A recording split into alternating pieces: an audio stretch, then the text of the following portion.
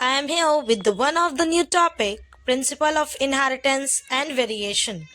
This is the topic from the class 12th, chapter number 5, and in this video we are going to study that what all the theories which have come before the Mendelian theory, whatever the Mendelian has given the view regarding the heredity passing of characters. Before that, what all theories have come, we are going to study that.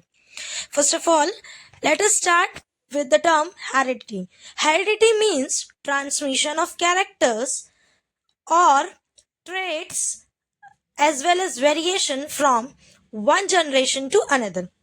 मतलब किसी character का, किसी resemblance मतलब पहचान का, या फिर किसी वेरिएशंस मतलब डिफरेंसेस का पास होना कहाँ से एक जनरेशन से दूसरे जनरेशन में कहलाता है हेरिडिटी.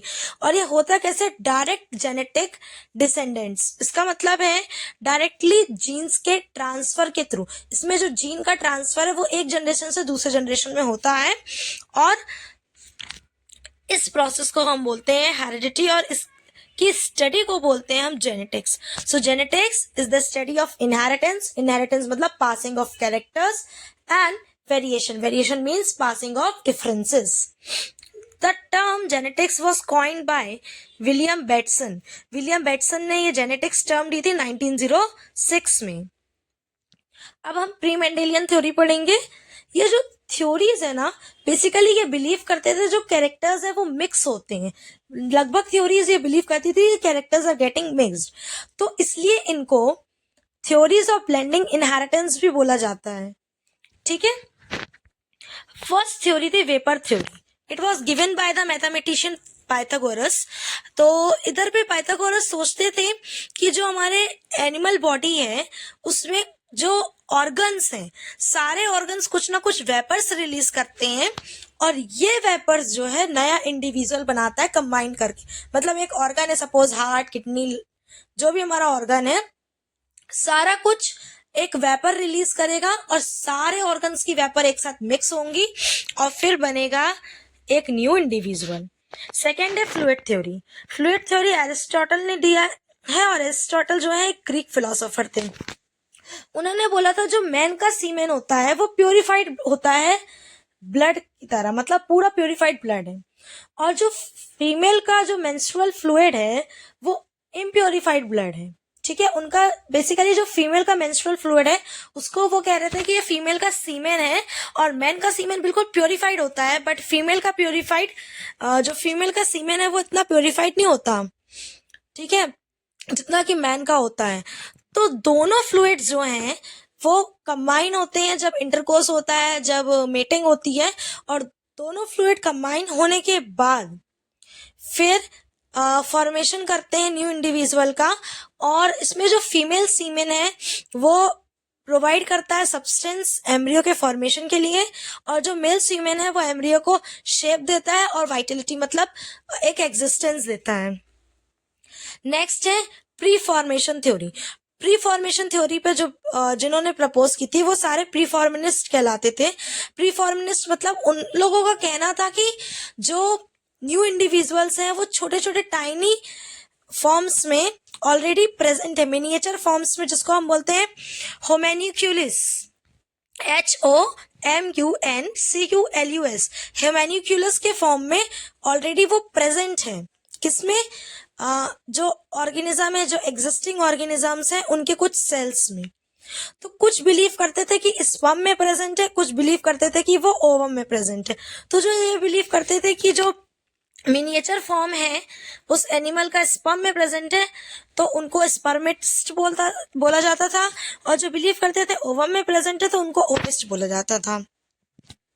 फिर उन्होंने ये बोला कि जो सीमेन है, ठीक है, सीमेन में ये सारी चीजें ऑलरेडी प्रेजेंट है.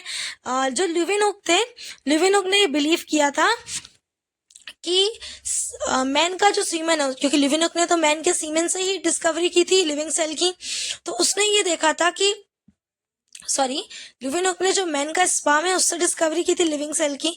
तो उसने ये देखा था कि जो मैन का स्पर्म है, ठीक है, वो सीमेन में फ्लोट कर रहा है। तो उसने उसको स्मॉल एनिमल एनिमिकल्यूस नाम दे दिया, और उसने ये बोला कि यही जो स्पर्म है it has the potential to develop into the new individual. और ये कहा वुमेन के वॉर्म में होता है, क्योंकि वुमेन के वॉर्म में उसको नरिशमेंट मिलता है। बट वो मैटरनल कैरेक्टर्स कैसे ट्रांसमिट होते हैं, जो बच्चा है वो फादर के जैसा पैटर्नल जैसा भी दिखता है, अपने मैटरनल मदर के जैसा भी दिखता है। तो एक्चुअली में जो मैटरनल कैरेक्टर्स है वो कैसे ट्रांसफर होते हैं, ये चीज वो एक्सप्लेन नहीं कर पाया था Leeuwenhoek. Now next theory is particulate theory. Particulate theory एक म्यूपरेटस नाम के फ्रेंच बायोलॉजिस्ट ने दी है।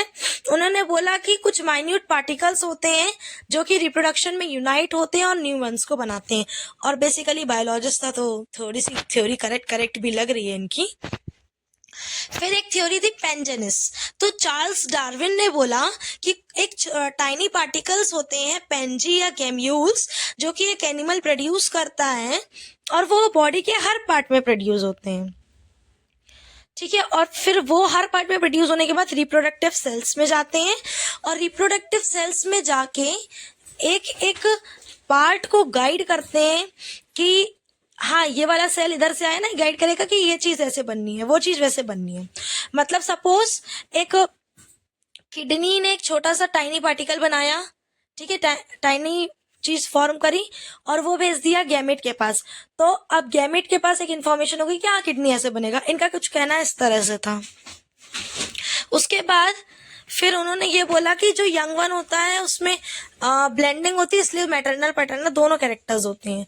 लेकिन फिर एक थ्योरी दी वेस्टमैन ने, theory of continuity of germ plasm. Germ plasm जो होता है, जो गैमेट के अंदर फ्लूइड होता है, उसको बोलते हैं जर्म प्लाज्म। तो उन्होंने ये बोला कि जो जर्म प्लाज्म है वो इमॉर्टल है, मतलब हमेशा लिव करेगा, और वही है जो एक जनरेशन से दूसरे जनरेशन में पास करता है और इससे ही इंफॉर्मेशन पास होती है। उन्होंने ये बोला कि सोमेटोप्लाज्म जो होता है, मतलब जो नॉन गैमेटिक सेल्स होते हैं, जो अदर सेल्स होते हैं बॉडी के एक्सेप्ट गैमेटिक सेल्स, वो सारा के सारे जो सोमेटोप्लाज्म कंटेन करते हैं वो मर जाता है, जैसे ऑर्गेनिज्म मरता है। पर जर्म प्लाज्म हमेशा जिंदा रहता है, वो एक ऑर्गेनिज्म से दूसरे ऑर्गेनिज्म में जाता रहता है। अब बेसिस ऑफ हेरिडिटी क्या थी? दो बेसिस थे हेरिडिटी के, एक फिजिकल एक केमिकल। तो जो हमारा ग्रिगोर जोहन मेंडल है, G.J. मेंडल, उन्होंने बोला कि कुछ फैक्टर्स होते हैं जो कंट्रोल करते हैं हेरिडिटी को। बट हालांकि मेंडल ये नहीं समझा पाए थे कि फैक्टर्स क्या है, कैसे दिखते हैं, पर उन्हें पता था कि फैक्टर्स कंट्रोल करते हैं। और उन्होंने बोला था कि ये फैक्टर्स ना सोमेटिक सेल्स ना जर्म सेल्स, सारे सेल में एक जैसे प्रेजेंट होते हैं और एक जनरेशन से दूसरे जनरेशन में पास होते हैं जर्मिनल सेल्स के थ्रू, मतलब गैमेट्स के थ्रू। फिर दूसरा है केमिकल बेसिस ऑफ हेरिडिटी।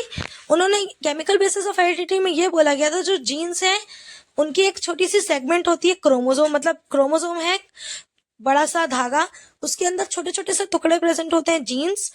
हर एक जीन एक एक उसके लिए रिस्पॉन्सिबल होता है कैरेक्टर के लिए, एक एक कैरेक्टर के लिए। और जीन्स जो है वो बना होता है डीएनए और प्रोटीन से, ठीक है। और जो डीएनए है वो फंक्शन करता है for the coding of any of the protein